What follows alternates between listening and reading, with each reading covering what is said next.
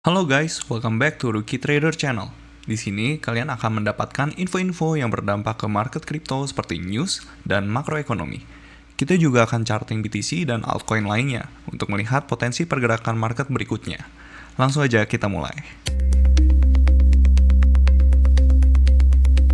Halo semuanya, selamat datang kembali di Market Update hari Sabtu 4 Oktober 2025. Pasar baru saja menerima kabar buruk yang sangat serius nih. Kelemahan ekonomi US resmi menyebar ke sektor terbesar, yaitu PMI jasa, Services PMI, yang mencakup 70% ekonomi US, itu anjlok ke batas kontraksi. Ironisnya, di tengah data yang memberi sinyal resesi ini, The Fed justru makin terbelah. Kita akan bahas kenapa The Fed Logan ngotot mau menahan rate cut. Dan yang paling penting, kita akan membahas ultimatum geopolitik Trump untuk akhir pekan ini. Semua akan kacau jika kesepakatan Gaza tidak tercapai di minggu malam. Untuk berita yang pertama kita bahas dulu PMI Services. Kelemahan ekonomi US kini tidak bisa lagi diabaikan karena sudah menjalar dari manufaktur ke sektor jasa. ISM Services PMI itu turun ke level 50 nih. Sebelumnya kan 52. Angka 50 adalah batas antara ekspansi dan kontraksi. Yang lebih mengkhawatirkan indeks business activity atau aktivitas bisnis jasa turun ke angka 49,9 yang merupakan kontraksi pertama sejak tahun 2020. New orders itu juga anjlok tajam nih dari 56 ke 50,4, menunjukkan bahwa permintaan konsumen jelas sedang melambat. Terus di tengah data perlambatan ini ada satu anomali. Indeks harga yang dibayarkan atau price paid itu justru tetap tinggi nih di angka 69,4. Kesimpulannya ini adalah worst case scenario ya buat The Fed. Pertumbuhan ekonomi melambat drastis, tetapi inflasi di sektor jasa yang kemarin keluar ini relatif tetap tinggi.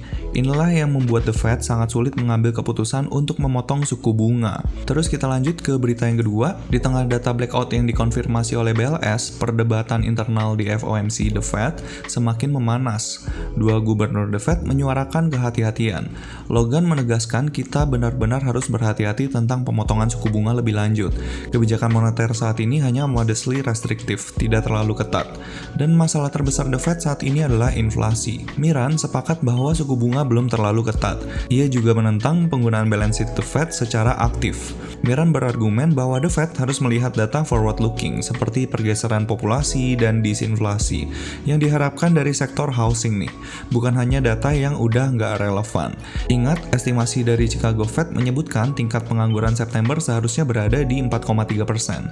Angka ini meski tidak resmi, mendukung pandangan Logan bahwa pasar tenaga kerja belum kolaps dan The Fed harus berhati-hati. Terus kita lanjut ke berita yang ketiga. Perhatian pasar di weekend ini akan beralih ke dua arena, yaitu geopolitik dan perdagangan. Presiden Trump secara eksplisit mengeluarkan ultimatum nih di Truth Social-nya. Kesepakatan dengan Hamas harus dicapai pada Minggu jam 6 sore Eastern Time. Jika kesepakatan tidak tercapai, Trump memperingatkan semua akan kacau. Ancaman ini langsung menyuntikkan resiko geopolitik yang tinggi dan mendesak ke pasar selama akhir pekan. Lalu dari sisi China menawarkan paket investasi besar ke US. Syaratnya, Trump harus mengurangi pembatasan keamanan nasional pada transaksi China dan menurunkan tarif pada bahan impor yang akan digunakan pabrik mereka di US. Ini adalah upaya negosiasi yang signifikan dari China untuk membuka kembali pintu perdagangan US. Trump juga sedang mempertimbangkan untuk memberikan kelonggaran tarif besar pada produksi mobil US, termasuk memperpanjang dan memperluas insentif, yang tadinya dari 3,75% selama 2 tahun menjadi 5 tahun, dan memperluasnya ke produksi mesin. Ini adalah sinyal bullish bagi saham otomotif. Seperti Tesla dan langkah strategis untuk memenangkan salah satu sektor manufaktur terbesar di US. Jadi kesimpulannya, pasar saat ini berada dalam kondisi yang sangat rapuh nih. Secara klinis, ekonomi US melambat. Services PMI itu mulai kontraksi, yang seharusnya memicu rate cut. Namun, inflasi yang lengket dan kekhawatiran hawkish dari The Fed menjadi penghalang utama. Ditambah lagi resiko geopolitik Trump yang high stakes untuk akhir pekan ini membuat kita harus sangat waspada. Apakah Trump akan berhasil meredakan ketegangan dagang di sektor otomotif dan mendapatkan investasi China? Dan yang lebih penting, apakah ultimatum Gaza akan membuat pasar kacau pada pembukaan hari Senin? Nanti kita lihat pergerakannya di hari Senin ya. Terus coba kita lanjut ke Fed Watch Tool. Nah, untuk Fed Watch Tool kita masih berada di probabilitas yang bagus ya. Untuk bulan Oktober dan Desember kita masih probabilitasnya itu tinggi untuk The Fed melakukan rate cut ya, sebanyak 25 basis point. Tapi di Januarinya ini masih bisa dibilang 50-50 nih. Bisa jadi The Fed akan menahan suku bunga, tapi ada kemungkinan 38,2% The Fed akan melakukan rate cut juga di bulan Januari. Nah, nanti kita lihat aja gimana perkembangannya, karena di tahun depan itu kita masih tentatif banget nih soal rate cut. Jadi kita lihat aja data-datanya yang akan keluar, terutama data ekonomi ya, inflasi dan data ketenaga kerjaan US. Terus kita langsung aja lanjut ke ETF flow. Nah, untuk ETF flow Bitcoin bisa dilihat di sini untuk tanggal 2 Oktober itu ETF flow itu mencapai 627,2 juta dolar. Kemarin kan data BlackRock itu belum keluar ya. Ketika keluar ternyata data BlackRock itu benar-benar melakukan inflow yang gede banget. Angkanya mencapai 466,5 juta dolar. Jadi totalnya itu gede banget. Jadi untuk ETF flow dari tanggal 29 sampai tanggal 2 Oktober ini itu mencapai 2 miliar US dollar. So bisa dibilang ETF flow-nya Bitcoin itu gede banget dan emang money flow itu lagi masuk lagi ke Bitcoin. Dan untuk ETF flow kemarin di tanggal 3 Oktober itu mencapai 193,5 juta dolar. Ini masih excluding BlackRock. Jadi nanti kita tunggu aja ketika datanya BlackRock itu udah keluar. So untuk ETF flow-nya Bitcoin itu masih bagus ya. Coba kita lihat ke Ethereum. Nah, untuk Ethereum, ini ada kabar yang lumayan bagus nih. Ethereum itu inflow-nya udah lumayan gede lagi nih. Di perdagangan kemarin, di tanggal 2 Oktober, BlackRock itu melakukan inflow sebesar 177,1 juta US dollar. Dengan total inflow-nya itu 307,1 juta US dollar. Dan bisa dibilang ini inflow-nya lumayan gede ya dibandingin sama 2 Oktober sama 1 Oktober. Dan untuk 3 Oktober, ini inflow-nya itu sebesar 26,8 juta dolar. Ini masih excluding BlackRock. So, nanti kita lihat aja inflow-nya itu bakal seperti apa. Tapi secara inflow bisa dibilang ETF flow-nya Ethereum itu lumayan tersendat ya. Jadi kayak 29 September inflow-nya gede, terus habis itu inflow-nya nggak terlalu gede, terus habis itu dibalas inflow yang gede, dan kita nggak tahu nih di tanggal 3 Oktober itu inflow-nya bakal gede lagi apa enggak. Karena data BlackRock itu belum keluar.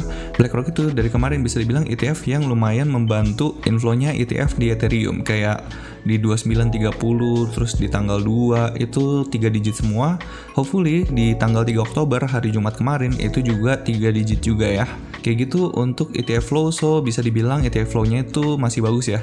Jadi kayak udah mulai inflow-nya udah lumayan gede dan semoga bisa membantu kenaikan harga dari Ethereum dan Bitcoin. Coba kita langsung lanjut aja ya ke pembahasan chart. Kita mulai dulu dari Nasdaq. Nah, untuk Nasdaq kita mulai dari daily dulu. Untuk daily kemarin ternyata tutupannya jadi merah ya. Kemarin kan kita ada bahas nih, dari tanggal 26 itu pergerakannya hijau terus. Kayak Jumat, terus habis itu Senin, Selasa, Rabu, Kamis. Ternyata Jumatnya dibalas sama candle merah nih. Jadi bisa dibilang mungkin aja Nasdaq lagi masuk ke fase koreksinya lagi. Terus sekarang mungkin kita akan lihat dari lower time frame aja ya. Karena kalau misalnya dari higher time frame-nya bisa dibilang kan momentumnya kan keras tuh. Jadi kita perlu melihat di lower time frame-nya apakah momentumnya itu masih kenceng gitu. Untuk lower time frame-nya, 4 hour-nya itu masih di sini demand-nya, dia udah berhasil breakout structure dan dia ternyata langsung melakukan pullback lagi nih di sini. Jadi kita bisa tandain ini resistance. Mungkin aja pergerakannya di hari Senin akan seperti ini nih. Akan ambil demand ini dulu, terus habis itu dia melakukan kenaikan lagi kayak gitu. Jadi nanti kita lihat aja gimana pergerakannya. Per sekarang sih dia still bullish ya. Dia udah berhasil creating higher high dari sini dan kemungkinan pullback ini bisa menciptakan higher low lagi. Tapi nanti kita lihat aja gimana pada saat pembukaan market di hari Senin. Terus kita lihat di 1 hour-nya. Nah, untuk 1 hour-nya itu ada kabar yang lumayan buruk nih. 1 hour-nya udah back to bearish lagi di sini. Tapi karena ini dia hanya internal, gua nggak mau tandain dulu ya. Karena bisa dibilang di sini dia creating higher high-nya, dia kan pullback di sini. Dia creating higher high lagi, tapi kayak dia tuh fake out. Jadi kayak bisa dibilang ini tuh nggak valid gitu. Untuk breakout structure-nya itu nggak valid. Jadi untuk demand 1 hour-nya masih kita bisa taruh di sini. Mungkin ini akan kelihatan jelas kalau kita pakai time frame 15 menit nih. Nah, kalau 15 menit juga sama ya. Jadi kayak kita bisa lihat di sini dia pullback, terus habis itu dia creating higher high tipis, terus habis itu dia turun, pullback, turun kencang. Jadi kayak mungkin aja momentumnya itu lagi melemah di lower time frame-nya dan kita bisa expecting demand 4 hour ini bisa menahan pergerakannya Nasdaq itu untuk tetap bullish gitu. Jadi nanti kita lihat aja ya kayak gimana pergerakannya. Kalau misalnya kayak gini pergerakannya, sebenarnya kita bisa pakai Fibonacci. Jadi kita perlu melihat gimana pergerakannya kalau misalnya dia udah mencapai ke OTE area ini. Baik lagi, OTE area adalah 0,62 sampai 0,79 nih. Jadi ekspektasinya kalau harganya mencapai ke OTE area, mungkin aja dia bisa menciptakan pemantulan dari sini dan berpotensi besar untuk menjadi higher low-nya. Kenapa gue bilang kayak gini? Nah, kita perlu lihat nih dari data yang sebelumnya. Di sini kan dia menciptakan higher high lagi nih. Dan pada saat dia mencapai ke OTE area itu optimal trade entry. Dan biasanya dia bikin higher low itu di area OTE ini. Jadi kayak bisa kita lihat di sini dia bikin higher higher low-nya di OTE ini. Terus habis itu dia mantul kenceng, terus habis itu mantul kenceng bikin higher high lagi. Jadi nanti kita lihat aja ya gimana reaksinya di sini. Dan sebenarnya nggak sampai ke OTE area ini pun kita masih ada demand 4 hour dan demand 1 hour di atasnya. Jadi nanti kita lihat gimana reaksinya kalau harganya itu udah mencapai ke demand-demand ini. Kayak gitu ya. Seperti itu untuk Nasdaq. Coba kita langsung lanjut ke pembahasan Bitcoin dominance. Nah, untuk Bitcoin dominance bisa dibilang dia masih konsolidasi ya. Even di time frame 1 hour-nya, ini bisa dilihat di sini. Di 1 hour-nya itu kita masih bergerak di dalam swing ini, guys. Swing ini masih menjaga pergerakannya Bitcoin dominance itu masih sideways gitu. Di sini kita lihat ya pergerakannya masih di dalam swing ini gitu. Tapi bisa dibilang untuk secara structure itu dia still bullish ya, karena pergerakan Bitcoin dominance itu belum mampu untuk breakdown dari demand 1 hour ini. So untuk biasnya masih bullish dan kemungkinan dia bisa menciptakan higher high dari sini. Dan kalau misalnya Bitcoin dominance itu menciptakan higher high, otomatis ada tekanan ya buat altcoins. Karena tercerminkan juga sih dari ETF flow kan juga Bitcoin itu lagi dapat money flow yang lebih besar. Jadi bisa dibilang kalau money flow itu lagi masuk ke Bitcoin, otomatis Bitcoin dominance itu wajar banget kalau melakukan kenaikan gitu. So per sekarang untuk 1 hour-nya itu still bullish dan di 4 hour-nya dia juga still bullish. Ini adalah demand terakhir, dia masih belum pullback ke sini. Tapi di sini kita bisa consider sebagai pullback ya. Jadi kalau misalnya dia bikin higher high, itu bisa kita consider dia udah break of structure dan bisa kita pindahin demandnya ke sini. Terus untuk daily-nya juga sama, dia itu still bullish ya. Kenapa gue bilang bullish? Karena kita lihat di sini, ini kan lower high terakhir nih. Terus habis itu dia turun menciptakan lower low, terus menciptakan lower high, terus habis itu berhasil nih bikin lower low. Jadi dia bisa dibilang dia udah break of structure dan habis itu dia menciptakan higher high dari situ. Nah, higher high ini yang bikin daily itu secara structure itu reversal dan back to bullish dengan MSS terakhirnya itu di sini. So untuk demand terakhirnya ada di sini nih untuk daily. Nah, ekspektasinya sebenarnya masih sama ya. Ekspektasinya semoga aja dia bisa kepantul atau rejection dari SNR weekly ini. Karena kalau misalnya SNR weekly ini nggak mampu membuat Bitcoin dominance turun, itu akan buruk ya buat market crypto, terutama altcoins-nya. Karena altcoins-nya udah pasti bakal ada tekanan. Dan kalau misalnya naik pun, kalau misalnya naik ngikutin Bitcoin gitu, itu nggak akan naik secara signifikan kayak gitu ya. Oke, seperti itu untuk Bitcoin dominance. Coba kita langsung lanjut aja ke pergerakannya Bitcoin. Nah, untuk Bitcoin dia baru aja sampai di area all time high nih. Kalau misalnya kita lihat secara weekly, ini kan hari Jumat perdagangan terakhir. Kalau tutupan candle-nya seperti ini nih, ini adalah candle yang sangat bagus banget ya. Karena bisa kita lihat di sini di 2 minggu lalu dia itu baru ke reject di angka 117.000 118.000 nih di area-area sini. Dia reject, valid reject, habis itu dia melakukan penurunan di sini, valid reject, penurunan, dia mencapai ke area SNR lagi. Terus habis itu mantul sekencang-kencangnya dan udah mencapai ke area all time high lagi. Jadi kayak dalam pergerakan 2 minggu ini, pergerakan Bitcoin itu bisa dibilang insanely strong ya. Coba kita lihat dari daily-nya. Nah, untuk daily-nya still good ya. Ini bisa dibilang Bitcoin itu lagi anomali juga nih. Kenapa gue bilang anomali? Sebelumnya kan Bitcoin nggak ngikutin pergerakannya saham nih, ya kan? Pergerakan sahamnya naik, tapi Bitcoin-nya malah turun terus. Nah, ini ada indikasi Bitcoin itu outperforming saham US. Jadi bisa dibilang money flow itu lagi balik lagi ke Bitcoin. Dan di sini secara daily dia itu udah melakukan yang namanya break of structure di internal structure-nya nih. Lihat di sini dia ada high low, terus habis itu high low, terus habis itu di sini ada higher high, terus habis itu dia ada pullback lagi nih. Dia ada pullback lagi low, high, low, dan dia nggak mampu menembus low sebelumnya. Terus abis itu dia bikin higher high yang bisa dibilang ini one push ke atas. Jadi di sini kita udah bisa tandain secara internalnya itu dia breakout structure, dan per sekarang secara daily-nya itu sebenarnya still bullish. Di external structure-nya PR-nya itu harus bisa take out resistance ini.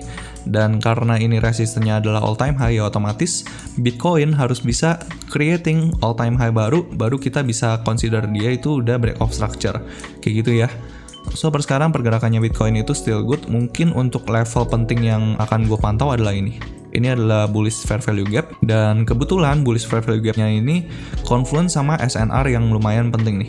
Ini SNR ada 2 di sini, 1, terus abis itu di sini juga ada ya.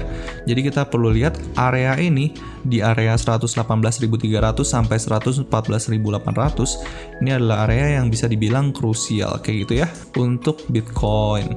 Coba kita langsung lihat ke 4-hour time frame. Nah, untuk 4-hour time frame ini bisa dibilang dia masih sama ya. Untuk demand-nya itu masih di sini, belum ada pemindahan sama sekali. Kenapa? Soalnya di sini gue nggak bisa consider sebagai pullback nih, karena dia masih berada di dalam inside bar ini, dan habis itu dibalas sama candle hijau yang impulsif juga. So, untuk demand 4-hour-nya masih di sini.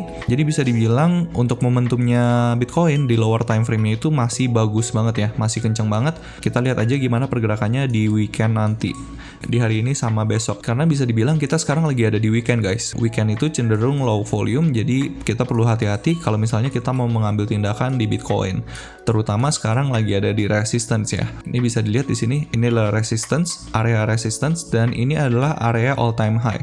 Gue ingetin lagi, jangan beli di resistance, karena resistance itu tempat yang bagus untuk melakukan penjualan, bukan melakukan pembelian. Dan karena kita di area penting, di area all time high, expecting dia bisa melakukan koreksi dari sini. Karena kalau misalnya dia koreksi itu justru akan lebih bagus ya. Jadi kayak dia bisa menciptakan momentum dulu untuk ambil bensin di sini, mungkin di demand-nya, kita nggak tahu. Tapi kalau misalnya dia koreksi dulu, itu akan lebih bagus untuk mantul lebih tinggi gitu. Ini ibaratnya kayak ketapel ya. Ketapel itu perlu dia turun dulu, perlu untuk ditarik dulu gitu, dan akhirnya dia baru bisa melesat lebih jauh gitu. Dan market itu sama, dia perlu diskon dulu untuk membuat demand-nya itu semakin banyak, dan akhirnya pembeliannya akan banyak di situ, dan akhirnya harga bisa memantul lebih tinggi kayak gitu ya kurang lebih. So per sekarang still good ya. Untuk 4-hour time frame-nya dia masih strongly bullish. Coba kita langsung lanjut ke 1 hour. Untuk 1 hour dia udah melakukan pullback di sini nih. Bisa dibilang 1 hour-nya itu still bullish, dia masih strongly bullish, dan expecting mungkin aja kalau misalnya kita lihat dari time frame 1 hour sih kemungkinan besar dia akan konsolidasi dulu ya di sini. Mungkin dia creating structure kayak bullish flag atau falling wedge, baru dia melakukan kenaikan. Jadi ada 3 skenario nih di sini. Skenario yang pertama dia bisa langsung breakout dari sini. Ini skenario yang pertama. Skenario yang kedua dia bisa channeling dulu sini, bikin pattern, mungkin bullish flag, mungkin falling wedge, baru habis itu breakout dari resistance ini. Atau skenario yang ketiga itu dia turun lagi sampai ke bull fair value gap ini atau demand 4 hour ini, baru habis itu dia melakukan pemantulan kayak gitu. Dan tiga-tiganya skenario-nya itu bullish ya, dengan satu objektif yaitu breakout dari resistance all time high ini. Itu adalah skenario-skenarionya untuk Bitcoin. Dan sebenarnya untuk target penguatan pertamanya itu udah tercapai nih. Di 1618 lihat di sini, ini kan 124.000 dan dia pas nyampe di situ, dan habis itu dia melakukan rejection. So sangat wajar ya dia melakukan rejection karena target penguatannya bisa dibilang udah tercapai, tapi ini adalah target penguatan yang pertama. Untuk target penguatan berikutnya masih ada di area ini. Mungkin aja dia akan naik pelan-pelan kayak gitu, dan target penguatan berikutnya masih sama 130.000, terus habis itu 146.000, mungkin aja bisa mencapai ke 150.000 kayak gitu ya. Terus coba kita langsung lanjut ke Ethereum. Nah, untuk Ethereum di sini dia udah berhasil MSS ya di time frame 1 hour-nya. Lihat di sini 1 hour-nya udah MSS. So kita bisa tandain di sini udah MSS, dia udah MSS, di sini dia udah closing ya secara body. Terus untuk demand-nya itu di sini. Karena kemarin kan kita udah tandain dia secara internal dia ada demand di sini, dia udah creating higher high, dan demand terakhirnya di sini. Per sekarang dia masih ketahan ya di trendline. Mungkin kalau misalnya gua gambarin trendline-nya kan kita kelihatan nih di sini. Mungkin daily lebih jelas ya. Nah, di daily ini kelihatan jelas nih. Dia di sini rejection all time high, terus rejection lagi di sini, dan sekarang dia habis retest ke trendline ini. Dan karena dia udah retest ke trendline yang terbilang major, mungkin ekspektasinya dia bisa koreksi dulu nih. Koreksinya mungkin dalam, mungkin enggak, kita nggak tahu, tapi ada dua skenario. Dia bisa aja kalau misalnya momentumnya itu kenceng, dia bisa aja retest ke SNR ini. Ini adalah SNR yang terbilang lumayan krusial. Terus dia bisa langsung lanjut naik. Tapi sebenarnya gue lumayan ragu ya dia bisa langsung naik, karena emang kita lagi ada di weekend, dan weekend itu cenderung low volume gitu. Jadi nanti kita lihat aja gimana reaksinya kalau harga Ethereum itu mencapai ke area SNR ini. Terus skenario yang kedua, itu bisa aja dia ambil bensin di bull fair value gap ini, atau di main 1 hour ini juga bisa. Terus habis itu baru dia melakukan pemantulan. Ini adalah dua skenario untuk Ethereum, tapi juga ada skenario bearishnya nih. Skenario bearishnya gimana bang? Skenario bearishnya itu dia langsung turun lagi, tembus di main 1 hour ini, terus habis itu dia creating momentum lagi untuk breakout dari trendline ini. Kenapa ada skenario bearish ini? Karena bisa dibilang kita lagi ada di channeling yang lumayan gede nih. Lihat channelingnya gede, terus habis itu dia mampu creating lower low, dan bahkan lower low-nya itu lumayan dalam gitu. Kalau misalnya dari sini, dari resistance ini ke lower low ini, dia turun 19%. Dan mungkin aja kalau misalnya skenario bearishnya itu play out, dia bisa creating lower low lagi untuk retest ke trendline bawahnya. Tapi perlu diingat juga, momentumnya Bitcoin itu lagi kencang banget, dan skenario yang bearish ini itu very unlikely sih.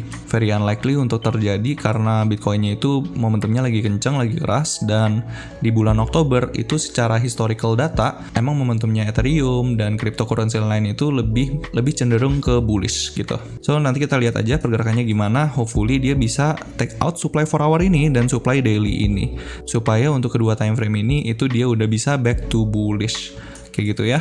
Dan kalau misalnya Ethereum itu berhasil breakout dari trendline ini, itu akan sangat painful ke market. Kenapa akan sangat painful ke market? Lihat di sini, dia kan creating high, higher low, higher high di sini. Terus habis itu dia menciptakan penurunan di sini. Dan orang-orang tuh udah berharap dia itu di sini adalah higher low-nya. Termasuk gue juga bilang di sini kemungkinan ini adalah higher low-nya. Terus habis itu dia kencang naik, terus habis itu dia melakukan rejection di sini, dan habis itu harga turun terus. Dan di sini gue udah bilang kalau misalnya di sini dia tembus, ini adalah indikasi yang lumayan buruk.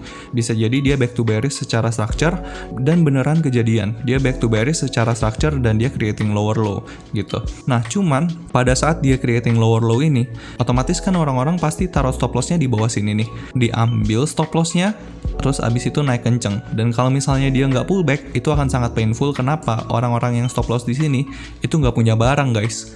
Nggak punya barang, dia udah kena stop loss pada saat dia turun 19%, terus habis itu dibalas kenaikan 19% lagi. Dan even sekarang ada chance dia langsung breakout gitu. Jadi akan sangat painful buat orang-orang yang nggak punya barang gitu. Kayak gitu ya untuk Ethereum. So per sekarang PR-nya dia harus bisa breakout supply ini, dan untuk target berikutnya itu di 5.400 dan 6.000. Kalau dari time frame 1 hour sih bisa dilihat ini adalah pullback terakhir ya. Masih pullback terakhir dan sekarang lagi channeling di atas.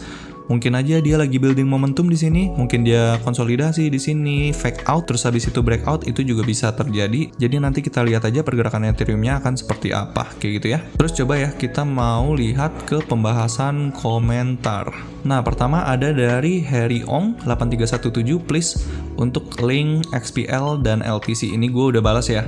Jadi ditunggu ya, link baru dibahas di video yang lalu. Jadi gue nggak bahas ya untuk link. Jadi nanti kita bahasnya dari XPL dan LTC aja ya. Terus habis itu ada dari Didadu, target gue sebenarnya 148k. Kalau ETH targetnya di 6.300. Irasionalnya sampai 7.300. Ini nice ya. Ini tinggi banget ya targetnya. Tapi nggak apa-apa. Punya target nggak apa-apa. Tapi jangan lupa untuk take profit secara parsial. Kalau misalnya dia udah mencapai ke target-target yang lebih rendah. Supaya kita nggak terbutakan sama target kita. Kalau misalnya dia nggak mencapai target kita, terus kita nggak mau TP, terus akhirnya dia reversal, nanti kita malah kecewa dan akhirnya menyesal. Kenapa gue nggak TP ya di situ? Kayak gitu. Seperti itu. Terus kita langsung lanjut ke Biscuit Gary. Biscuit Gary bilang, "Bang, Dengan analisa gini, kemungkinan besar kan lihat ini, time frame, SNR, supply, demand, higher low, lower low, order block, fair value gap. Nah, pertanyaannya, apakah pakai stochastic RSI juga? Sebelumnya backtest dengan tanpa stochastic RSI butuh waktu berapa lama? Nah, balik lagi di sini, gue itu metodenya pakai market structure. Jadi gue pakai market structure, ini bener gue tandain SNR, gue tambahin supply and demand, terus habis itu gue pakai order block juga, dan fair value gap. Nah, untuk stochastic RSI itu sebenarnya kan dia membaca momentum. Jadi kayak misalnya kalau misalnya garis birunya itu closing dari garis merah, itu kayak menandakan dia itu bisa mengindikasikan udah mulai ada momentum pembelian atau momentum penjualan. Kalau misalnya garisnya di atas itu mengindikasikan overbought, kalau garisnya di bawah oversold.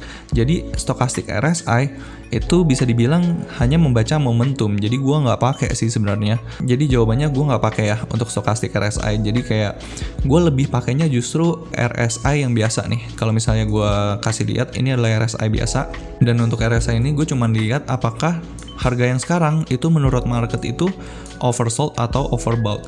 Jadi tetap untuk indikator utama gue perlu melihat demand dan supply-nya dulu secara market structure gimana. Apakah dari RSI ini kan oversold nih, tapi oversold-nya dia nggak mampu untuk market structure shift gitu. Even di internalnya dia nggak ada MSS, jadi gue nggak akan melakukan action gitu. Gue nggak akan taking action di sini. Tapi ketika di sini, lihat dia oversold kan. Ketika dia oversold, dia berhasil MSS di internalnya. Nah, ketika dia MSS di internalnya, itu kita akan lebih pede. Oke, berarti oversold ini valid gitu. Dan biasanya gue pakainya di time frame yang lebih gede ya. Kayak di sini, ini kan time frame yang lebih gede nih. Jadi kayak dia oversold, terus habis itu dia MSS di sini. Nah, MSS-nya itu akan jauh lebih valid karena less noises gitu. Kayak gitu ya untuk RSI. Terus coba kita langsung lanjut aja kali ya ke pembahasan XPL dan LTC. XPL, gimana nih pergerakannya XPL? Terakhir kalau nggak salah gue tuh ada analisanya tuh di sini nih. Dia udah creating lower low di sini. Kenapa gue bilang dia udah creating lower low? Karena di sini dia kan strukturnya gini nih. Dia bikin higher low, terus habis itu breakdown. Dia bikin lower low, dan dia bergerak di dalam structure ini. Lama banget dia bergerak di sini. Terus ternyata pada saat dia rilis gitu, itu dia langsung breakout dan dia udah MSS di sini. Jadi bisa dibilang XPL itu secara structure itu bullish ya. Kita bahas dulu dari 4 hour time frame, karena kalau misalnya kita lihat di daily ya pergerakannya ini masih satu swing ya. Masih satu swing dengan demand terakhirnya itu di sini. Kayak gitu. So untuk daily-nya itu still bullish, dengan bullish-nya itu terbilang kencang banget, dan di sini adalah resistance-nya. Masih bagus sih pergerakannya. Kalau misalnya secara 4 hour itu dia juga still bullish dengan demand terakhirnya itu di sini. So expecting mungkin aja dia visit ke area sini. Dan kalau misalnya dia visit ke area sini, kita harus menunggu dia MSS. Jadi dia creating higher high dulu, baru kita bisa melakukan pemanfaatan. So per sekarang untuk 4 hour-nya itu still bullish dengan demand terakhirnya di sini di 0,73 sampai 0,655, dan di bawahnya demand 4 hour ini juga masih ada demand daily. So menurut gua nggak perlu takut sih. Terus habis itu kita lihat di 1 hour time frame-nya. Untuk 1 hour time frame-nya dia udah back to bearish ya di sini. Jadi dia udah back to bearish, dia sempat break off structure di sini, tapi dia creating lower low dari sini, dan semenjak dia creating lower low, dia terus melakukan penurunan. Dan untuk supply terakhirnya itu di sini. Ini adalah supply terakhir untuk 1 hour. So, kita perlu melihat mungkin aja dia melakukan pullback di sini, terus dia creating lower low dulu, terus habis itu creating lower low dulu, kayak gitu ya. Dan ketika dia berhasil creating lower low dan menciptakan higher high, disinilah kita baru pede gitu. Oke, ternyata XPL udah siap nih untuk reversal. Nah, pada saat dia creating higher high ini, kita tunggu pullback-nya. Ketika pullback gitu, nah pada saat pullback ini baru kita melakukan pemanfaatan. Per sekarang sih still good ya.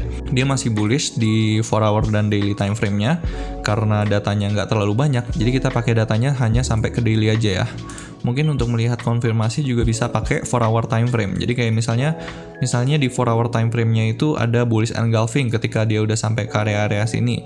Nah, itu kita bisa manfaatkan untuk konfirmasi setup gitu. Kayak gitu ya, still good untuk SPL. Semoga kalian bisa cuan kenceng ya. Semoga kalian bisa cuan banyak dari XPL. Karena kalau misalnya kita lihat dari sini aja nih, dari 0,6 terus habis itu ke topnya yang terakhir, itu naiknya gila banget ya. 148-149%. Jadi emang kenaikannya lagi kenceng, dan memang mungkin hype-nya lagi di XPL gitu, dan money flow jadinya masuk ke XPL juga. Kayak gitu. Bisa dipantau terus. Semoga bisa memberikan cuan cuan yang maksimal ke kalian. Kayak gitu ya untuk SPL. Coba kita langsung lanjut ke LTC. Untuk LTC dia itu udah back to bearish ya di sini. Dia udah back to bearish di sini, terus habis itu dia creating lower low dan pergerakannya masih di sini-sini aja nih. Jadi bisa dibilang dia lagi konsolidasi aja ya. Dan mungkin karena ini pergerakannya udah lumayan jauh, terus juga udah sangat tua gitu pergerakannya ya. Dari 2017-2018 itu pergerakannya di situ-situ aja, jadi kita akan mulai dari sini aja. Karena secara structure yang relevan itu justru di sini nih. Di sini dia ada supply dan dia secara eksternal itu dia still bullish. Karena lihat di sini. Demand weekly ini mampu mempertahankan harganya LTC itu untuk tetap bullish ya. Jadi bisa dibilang kita masih berada di dalam swing ini nih. Kayak gitu, dan sekarang dia masih berjuang untuk creating higher high di internal structure-nya. Dan untuk supply di internalnya mungkin gua akan tandain yang ini. Ini adalah supply untuk internalnya, jadi be careful, kita masih ketahan di area supply internal ini nih. Karena bisa lihat di sini, ini adalah swing terakhir di internalnya dan dia masih bergerak di area sini, lihat ya. Nah, kalau misalnya gua tandain kayak gini kan kelihatan jelas nih. Oh iya ya, dia masih konsolidasi ya di time frame weekly. Nah, kayak gitu. Jadi kita lihat aja di time frame daily-nya. Nah, untuk daily, dia itu kabar buruknya dia udah back to bearish ya di sini. Dia udah back to bearish di sini dan sekarang dia masih berusaha untuk back to bullish lagi nih. Di sini, lihat ini kan supply terakhir nih untuk daily secara internal. Dia bikin higher low, higher high, terus habis itu konsolidasi dan akhirnya dia bikin lower low. Lower low-nya bisa dibilang valid, bisa dibilang enggak ya. Tapi kita tandain aja untuk supply-nya untuk melihat gimana reaksinya di supply ini.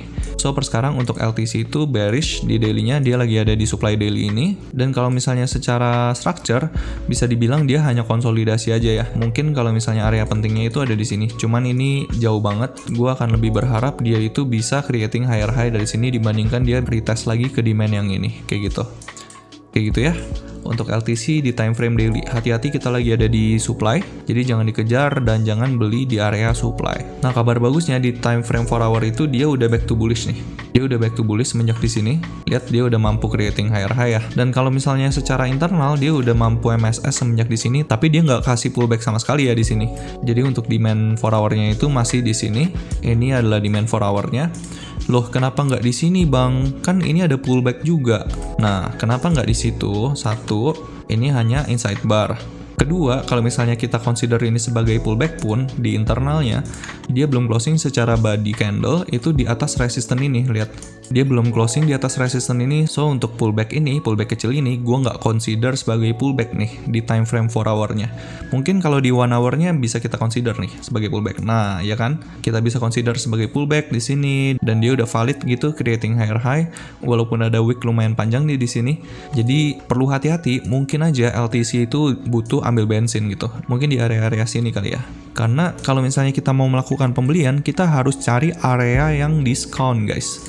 Area diskonnya di mana? Di sini gitu. Kenapa nggak di sini? Nah, coba kita lihat ya. Dari pergerakan 4 hour-nya, ini kan low, ini high-nya, dan OTI areanya di sini guys. Ini OTI areanya nih. Karena ini OTI area, dia baru bisa dikatakan diskon itu kan di bawah 50% nih, di bawah 0,5. Baru kita bisa consider untuk melakukan pembelian, karena kalau nggak dikasih diskon jangan dibeli guys. Kita perlu nego untuk mendapatkan diskon, dan kalau misalnya dikasih baru kita melakukan pembelian. Kalau misalnya nggak dikasih, jangan beli di area supply karena berbahaya ya. Karena berbahaya dan cenderung bisa mengakibatkan kita nyangkut gitu. Kayak gitu untuk LTC. So, bisa dibilang untuk daily-nya still bearish, 1 hour dan 4 hour-nya itu bullish, dan dengan harapannya dia bisa breakout dari situ. Dan harapannya dia bisa break off structure dari situ dan daily-nya itu bisa back to bullish. Kayak gitu ya untuk LTC. So, that's gonna be the update. Thank you very much for the support untuk YouTube channel ini. Kalau kalian merasa terbantu dengan video ini, let me know di kolom komentar. Saya akan dengan senang hati terus membagikan informasi ke teman-teman sekalian. God bless to you all and see you guys in the next update. Cheers, bye-bye. Dan kalau kalian memiliki request untuk charting altcoin tertentu, atau punya pertanyaan seputar kripto dan market, kalian bisa langsung request di kolom komentar. Thank you sudah menonton video ini sampai akhir. Kalau kalian merasa video ini bermanfaat, kalian bisa like, nyalakan notifikasi, dan pastinya subscribe ke channel ini. See you guys in the next video.